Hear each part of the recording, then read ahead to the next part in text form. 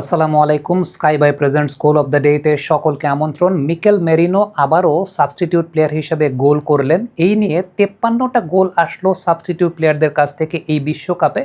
মূলত 5টা সাবস্টিটিউশনের যে সুবিধাটা, সেই সুবিধাটার একটা কারণ তো অবশ্যই আছে। সেই সঙ্গে কন্ডিশনটাও একটা অনেক বড় ব্যাপার। কোনো স্টেডিয়ামে ছাদ খোলা স্টেডিয়ামে খেলা হচ্ছে, কোনো স্টেডিয়ামে আবার এয়ার কন্ডিশন স্টেডিয়ামে খেলা হচ্ছে।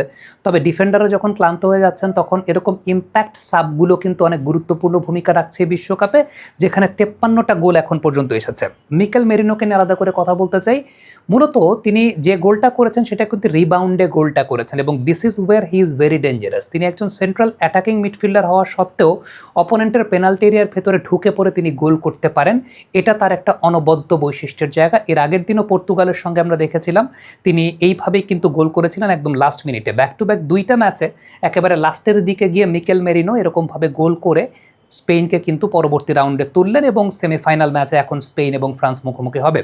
মিকেল মেরিনোর একটা অনেক বড় বৈশিষ্ট্যের জায়গা আছে। সেন্ট্রাল অ্যাটাকিং মিডফিল্ডার হওয়া সত্ত্বেও তিনি আসলে অপোনেন্টের ব্লাইন্ড জোনটাকে খুব ভালো ব্যবহার করতে পারেন, যে কারণে অপোনেন্টের বক্সে ঢুকতে পারেন। মূলত স্পেনের অ্যাটাকটা অনেক বেশি মাত্রায় উইং নির্ভরতার কারণে অপোনেন্টের ডিফেন্ডাররা অনেক বেশি মাত্রায় সেই উইংয়ের দিকে তারা ড্র্যাগ থাকেন। এবং আরেকটি ইম্পর্টেন্ট ব্যাপার, যে সেন্ট্রাল পজিশনে যে ফরওয়ার্ডটা খেলেন, সেই ফরওয়ার্ডের দিকে যখন একটা মার্ক থাকে, ওই যে একটা ব্লাইন্ড স্পট ক্রিয়েট হয়, ওই ব্লাইন্ড স্পটটা দিয়ে মিকেল মেরিনো ঢুকে যেতে পারেন, এবং এটা তার একটা বৈশিষ্ট্যের জায়গা।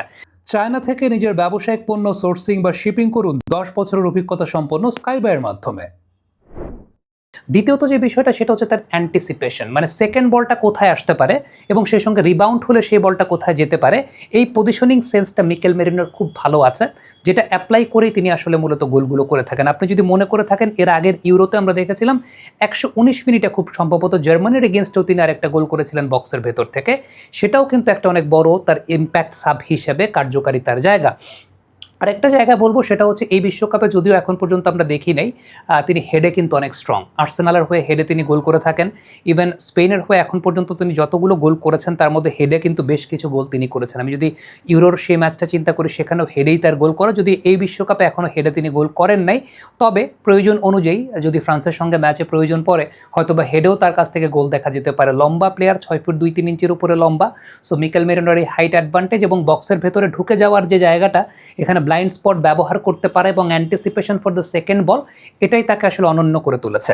তবে এই বিশ্বকাপে এই যে 53টা গোল from the impact substitute players, এটা অনেক বড় একটা ভূমিকা পালন করছে। কমেন্ট বক্সে আপনাদের মন্তব্য মতামত জানতে চাই, লিখে পাঠাবেন।